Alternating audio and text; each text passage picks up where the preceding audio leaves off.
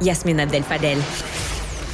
Le Canada a enfin rejoint l'écrasante majorité de pays membres des Nations unies en votant en faveur d'un cessez-le-feu humanitaire immédiat et durable entre Israël et le Hamas. On en parle avec Ferry de Kerkhove, ancien ambassadeur du Canada et professeur à l'École supérieure d'affaires publiques et internationales à l'Université d'Ottawa. Bonjour, Monsieur de Kerkhove. Bonjour. Le Canada a finalement fait évoluer sa position. Certains appellent ça une volte-face. Est-ce qu'on devrait voir ça comme un changement de fusil ou est-ce qu'on devrait plutôt voir comme une évolution normale des choses? Je pense que c'est bien, mais un peu tard. Cela dit, le Premier ministre avait quand même dit il y a quelques semaines qu'il y avait une limite à la justice a demandé plus que simplement des bombardements. Donc, je crois mais c'est aussi quelque chose que nous avons probablement fait conjointement en consultation avec les États-Unis, comme on fait toujours. Et écoutez, il y avait Biden qui lui-même a dit des choses quand même très dures à l'égard du gouvernement Netanyahou. Il a même dit que quand la guerre serait finie, il devrait sinon être viré, du moins remplacer les fascistes de son régime, Ben Gvir, Smotrich et des gens comme ça. Donc, si vous voulez, dans ce contexte-là, que le Canada emboîte le pas à la communauté internationale, c'est passablement normal. Il y a eu quand même pas mal de pression non plus au Canada dans ce sens-là. Évidemment, les États-Unis sont les seuls avec Israël à avoir voté contre, avec quelques autres pays, la Micronésie probablement. Mais enfin, d'une façon générale, le mouvement est lancé, la reconnaissance de l'horreur des bombardements, tout ça commence à enfin prendre haut et finalement, nous avons une politique qui ressemble davantage à ce que le Canada a toujours été en termes de valeurs et en termes de concertation qui concerne le conflit au Moyen-Orient. Nous avons été plutôt timides dans les dernières décennies. En fait, la position du Canada a beaucoup évolué avec l'arrivée de M. Harper au pouvoir. Avant lui, c'était Paul Martin qui avait déjà infléchi un petit peu sa politique du côté en faveur d'Israël. Il avait fait quelques changements de voix aux Nations Unies pour marquer que le Canada était sensible à ces positions-là. M. Harper, lui, a fait un virage total à droite et soutenu Israël envers et contre tout. Je ne peux malheureusement pas vous raconter en public certaines des choses que j'ai vécues où c'était vraiment extraordinaire de la part de M. Harper. Bon, il avait le droit, il a été élu, c'est légitime, mais moi je trouvais ça extrêmement difficile à encaisser. On se rappelle d'ailleurs que John Baird est le premier ministre des Affaires étrangères canadienne à avoir tenu finalement une mission officielle en Israël, à Jérusalem-Est, alors que jamais le Canada n'avait reconnu Jérusalem comme étant la capitale d'Israël. Tout à fait, et vous avez absolument raison. Et pire que ça, dans un sens, quand il avait été question de donner un lieu officiel à la Palestine aux Nations Unies, M. Baird est allé directement lutter contre cette position-là. Je me souviens parce qu'à ce moment-là, j'étais au Caire. Et le seul de la Ligue arabe, qui est un homme remarquable à ce moment-là, m'avait demandé, et avant même que Baird s'en aille, m'avait demandé est-ce qu'on pourrait infléchir la position canadienne. Et je lui avais dit, mon cher ami, parce que c'est un type merveilleux, je connaissais bien, on était vraiment à toi presque, et je lui ai dit, avant même que M. Baird y soit allé, j'avais dit, je vous assure que dans ce contexte-là, M. Baird va aller à New York plaider la cause contraire. Et quelques jours plus tard, c'est comme ça que ça a commencé. Alors, non, mais écoutez, il faut quand même espérer qu'avec M. Trudeau et avec Mme Joly, qui commence à faire quand même une bonne job, c'était très dur au début, mais là, je pense qu'elle montre un peu qu'elle commence à posséder le dossier et qu'elle est capable de parler nécessairement sans regarder tout le temps sur sa feuille. Alors, c'est bon, mais c'est quand même encore très peu, parce que ça va rien changer, et la réaction israélienne a été évidemment brutale et contre nous, évidemment, mais pour l'instant, est-ce que ça va avoir la moindre influence sur la conduite de la guerre par les Israéliens, alors qu'on n'arrête pas d'entendre des exactions commises? Non, je crois qu'il y a très peu d'espoir. À la limite, qu'est-ce qu'il faut dire? Il faut dire qu'ils en finissent le plus rapidement, qu'ils éliminent Hamas d'une manière ou d'une autre, parce que la communauté internationale, y compris les pays arabes, sont tout à fait en faveur de la disparition de Hamas, qui leur cause beaucoup d'ennuis. Les Égyptiens, eux, considéraient que le Hamas est l'équivalent des frères musulmans, alors qu'on sait ce que le père Sisi en a fait. Donc, si vous voulez, dans ce contexte-là, à un moment donné, ça va déboucher. Mais ce qui est intéressant dans toute cette affaire, c'est qu'au fond, l'engagement en faveur de la création d'un État palestinien reprend un peu du poil de la bête. Ça faisait longtemps qu'on n'en avait pas parlé.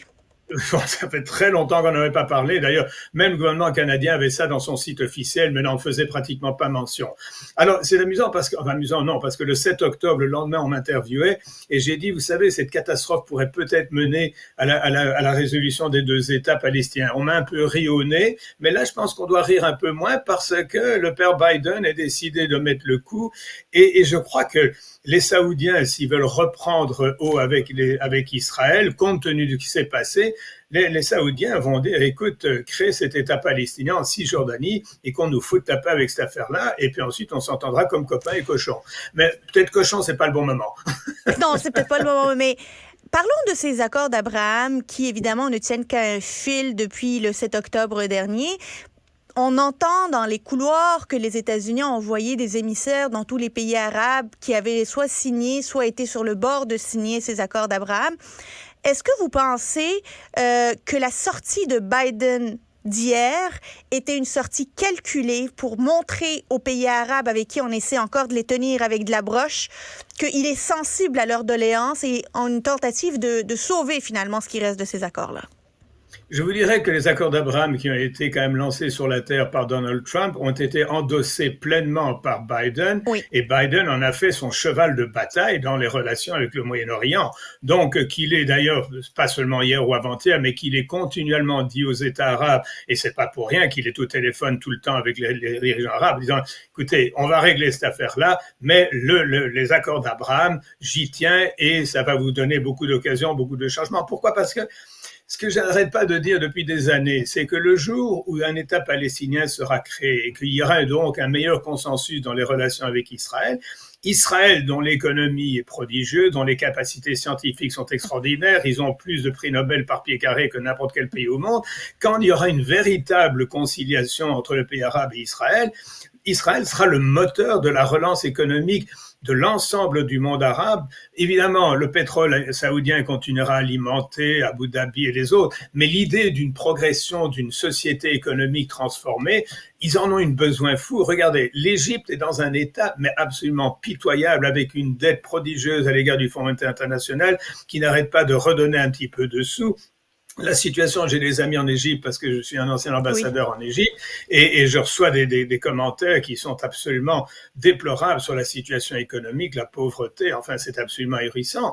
Alors est-ce que les accords d'Abraham vont s'étendre un peu à tout ce monde-là et finalement créer une entité économique un peu plus puissante que l'était? Tant mieux, mais il n'y a rien à faire, il faut se débarrasser, j'aime pas le mot, du boulet palestinien aux yeux du monde et pour nous qui connaissons la Palestine, ce sentiment qu'il faut que ce pays existe et qu'on cesse de le martyriser, qu'on cesse de le coloniser, qu'on lui donne une chance de survivre et qu'on permette d'effacer l'horreur de la Nakba.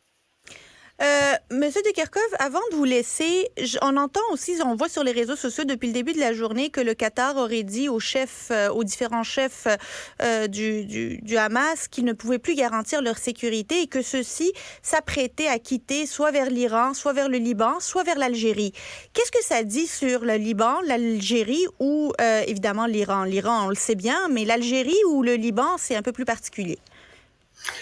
Le Liban, c'est à la fois terriblement dangereux, évidemment, à cause du Hezbollah. Et moi, je qui connais le Liban comme ma poche, parce que je suis allé de nombreuses fois, ma panique, c'est qu'à un moment donné, il y a une reprise du combat entre le Hezbollah et Israël, et le lendemain, enfin, dans les jours qui suivront, il y aura plus de Liban. Or, moi, j'ai vu le Liban à l'âge de 7 ans, en 1953, en venant de Jordanie. C'était cette perle extraordinaire, le Paris de la Méditerranée, et maintenant, c'est exsangue, il n'en reste pratiquement plus rien, et une guerre finirait le Liban complètement dans des situations absolument épouvantables.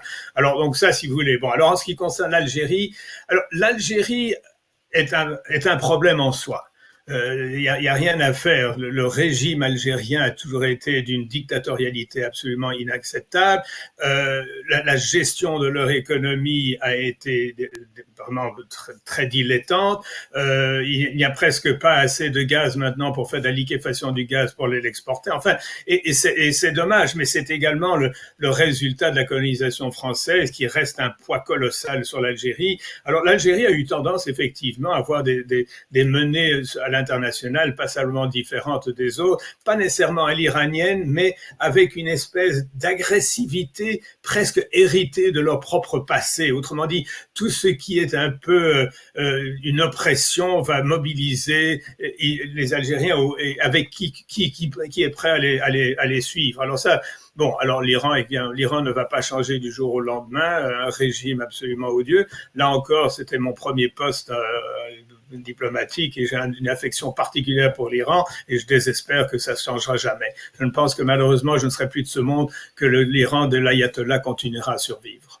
Et c'est bien triste pour ce pays qui a jadis été un pays de savoir scientifique, d'avancement, d'une place particulière pour les femmes, tout ça évidemment avant la Révolution islamique. Ferry de Kerkhove, ancien ambassadeur du Canada et professeur à l'École supérieure d'affaires publiques et internationales à l'Université d'Ottawa. Toujours un plaisir de vous parler. Merci Yasmine, à bientôt. Au revoir. Au revoir. Ce balado